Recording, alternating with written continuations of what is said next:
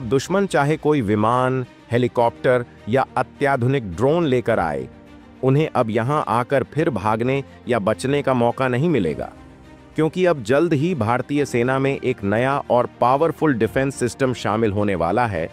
भारत का यह कदम न केवल राष्ट्रीय सुरक्षा के लिए महत्वपूर्ण है, बल्कि यह अंतर्राष्ट्रीय स्तर पर भी भारत की सैन्य ताकत को प्रदर्शित करेगा। और जो देश अपने आप को सबसे शक्तिशाली समझने की भूल कर रहे हैं, वो अब भारत के आगे झुकने वाले हैं, क्योंकि भारत आत्मनिर्भर मिशन के तहत एक से बढ़कर एक खतरनाक हथियार बना रहा है। और सबसे खास बात यह है कि ये सारे के सारे हथियार भारत में ही बनाए जा रहे हैं, जिसने चीन अमेरिका के नींदें उड़ा दी हैं। पूरी खबर क्या है, आइए जानते हैं आज की इस वीडियो में। पर आगे बढ़ने से पहले भारत के आत्मनिर्भर मिशन के लिए कमेंट में आत्मनिर्भर भारत जरूर लिखें। दरअसल भारत सैन्य ताकत के क्षेत्र में दिन ब दिन मजबूत होते जा रहा है और अब दुश्मन के हर दांव पर उसे सह और मात देने के लिए भारत की सेना तैयार है। और हाल ही में जैसलमेर की पोखरण फील्ड फायरिंग रेंज में DRDO ने very short range air defence system missile का सफल परीक्षण कर एक बड़ी उपलब्धि हासिल की है, जिसने भारत की सैन्य ताकत को बढ़ा दिया है। इस मिसाइल के सफल उड़ान परीक्षण के बाद रक्षा मंत्री राजनाथ सिंह ने DRDO और भारतीय सेना को बधाई भी दी है।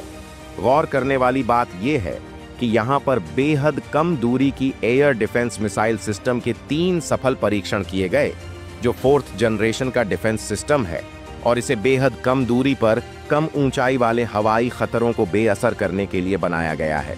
इस मिसाइल और लॉन्चर को ऐसे डिजाइन किया गया है कि इसे आसानी से कहीं भी ले जाया जा सके, जबकि इससे पहले फरवरी 2024 और सितंबर 2022 में भी ओडिशा के चांदीपुर परीक्षण रेंज से इसी तरह की मिसाइल के 2 सफल परीक्षण किए गए थे। अब सवाल ये आता है कि आखिर ये very short range air defence system क्या है और इससे भारत को क्या लाभ मिलने वाला है। तो आपको बता दें, very short range air defence system मिसाइलें किसी भी बड़े शहर या स्ट्रेटेजिकली इंपॉर्टेंट लोकेशन की सेफ्टी के लिए ज़रूरी है। इसे research centre Imrat RCI Hyderabad ने DRDO और भारतीय कंपनियों के सहयोग से बनाया गया है। और यदि आपको नहीं पता तो बता दें, भारतीय सेना का मौजूदा स्टॉक जैसे एयर डिफेंस गन्स L70 और ZU-23 4 दशक से ज़्यादा पुराने हो चुके हैं। ऐसे में भारत का ये नया डिफेंस सिस्टम भारतीय सैन्य ताकत को और अधिक मजबूती देगा। खास बात यह है कि यह डिफेंस सिस्टम अलग अलग रेंज की बैलिस्टिक मिसाइलों से बचाव के लिए बनाया गया है और इसके लिए 2 लेयर वाली इंटरसेप्टर मिसाइलें, यानी कि दुश्मन की मिसाइलों को मार गिराने वाली मिसाइलें बनाई गई हैं, जिसमें पहली है पृथ्वी एयर डिफेंस और दूसरी है एडवांस्ड एयर डिफेंस। बात करें पृथ्वी एयर डिफेंस की, तो इस डिफेंस सिस्टम की मिसाइलें बहुत अधिक ऊंचाई पर जाकर दुश्मन देश की मिसाइल या दूसरे हवाई खतरे को तबाह कर सकती हैं, जिसमें पृथ्वी सीरीज की सभी मिसाइलें शामिल हैं। जरूरी बात यह है कि इन मिसाइलों की रेंज 300 से 2000 किलोमीटर होती है और ये जमीन से 80 किलोमीटर ऊपर टारगेट को तबाह कर सकती है और इनकी स्पीड करीब 6000 किलोमीटर प्रति घंटा होती है।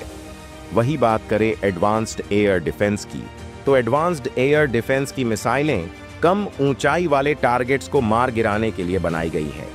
ये मिसाइलें 5000 किलोमीटर या उससे ज्यादा दूरी से आने वाले हवाई खतरों को हवा में ही गिरा सकती हैं। इसके अलावा ये 30 किलोमीटर की ऊंचाई तक के टारगेट को तबाह कर सकती है और इनकी रेंज 150 से 200 किलोमीटर की और स्पीड 5500 किलोमीटर प्रति घंटे की होती है। वही बात करें S-400 एयर डिफेंस सिस्टम की, तो यह सिस्टम एक बार में एक साथ 72 मिसाइल दाग सकता है और ख़ास बात यह है कि इसे कहीं भी लाना ले जाना बेहद आसान है और क्योंकि इसकी पोजीशन फिक्स नहीं रहती, इसीलिए इसे डिटेक्ट करना और इसकी मिसाइल को नष्ट कर पाना दुश्मन के लिए बहुत मुश्किल रहता है। और सबसे बड़ी बात यह है कि यह डिफेंस सिस्टम -50 से -70 डिग्री तक के तापमान में भी काम कर सकता है। इसमें 4 तरह की मिसाइलें होती हैं, जिनकी रेंज 40, 100, 200 और 400 किलोमीटर तक होती है, जो 100 फीट से 12 किलोमीटर तक उड़ने वाले हर टारगेट को पहचान कर गिरा सकता है। इसका रडार 600 किलोमीटर तक की रेंज में करीब 300 टारगेट ट्रैक कर सकता है, जो मिसाइल, एयरक्राफ्ट या फिर ड्रोन से हुए किसी भी तरह के हवाई हमले से निपटने में सक्षम है। लेकिन दोस्तों, इस बीच भारतीय नौसेना को एक ऐसी सबमरीन मिलने वाली है जिससे उसकी ताकत डबल हो जाएगी। दरअसल भारतीय नौसेना दिसंबर में अपनी छठी और अंतिम कलवरी श्रेणी की पनडुब्बी वागशीर को कमीशन करने की तैयारी कर रही है, जो मुंबई के Mazagon dock ship builders limited में तैयार की गई है।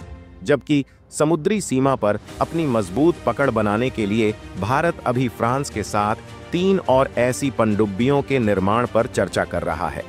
और देखा जाए तो भारत लगातार हिंद महासागर में अपनी स्थिति मजबूत करने की कवायद में जुटा है, जिसके मद्देनजर लगातार सबमरीन को कमीशन करने की तैयारी तेजी से आगे बढ़ रही है।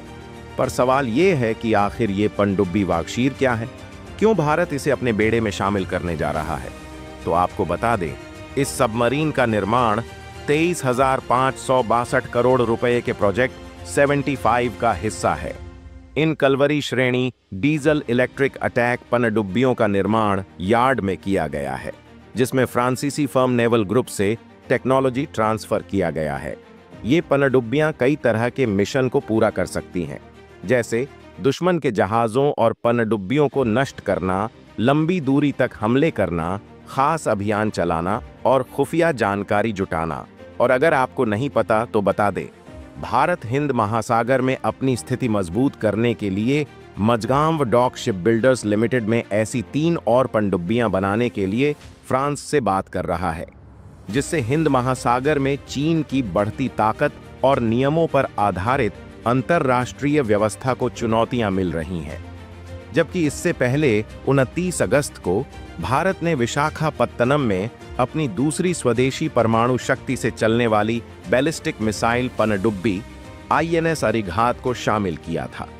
तो देखा जाए जिस तरह के हालात आज दुनिया भर में पैदा हो रहे हैं, जहां रूस यूक्रेन युद्ध के बाद अब ईरान इजराइल के बीच भी जंग छिड़ चुकी है, तो ऐसे में भारतीय सैन्य ताकत को और भी ताकतवर होने की जरूरत है।